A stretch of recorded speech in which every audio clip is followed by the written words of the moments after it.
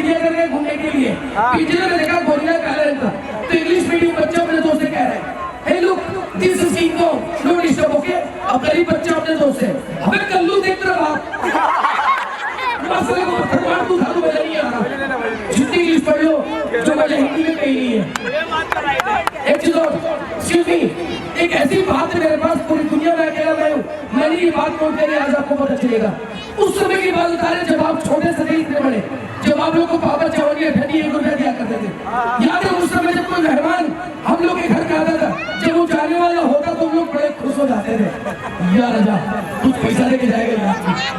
अब वो जैसे ही जेब में हाथ डालता हम लोग बड़े खुश, जब उसमें से 10 की नोट निकालता बम्पर खुश। मगर याद होगा जैसे हमारे हाथ में 10 की नोट आने वाली होती है, हमारे पीछे से किसके हो जाती है? लल्लू के लल्लू। अरे तो पैसा बच्चे को, अरे बच्चा खराब हो जाएगा, आप लग जाती तन बदल में, यही हमारी अम्मा है, आपको पैसा चला गया। मगर वो 10 रुपये हम लोग को देके जाता था, फिर उसमें से मम्मी याद रुपये टीटीएस कार्ड के 2 रुपये देती थी, और उसी का नाम जीएसटी है। ये बचपन से लागू मोदी जी को भी पता चला।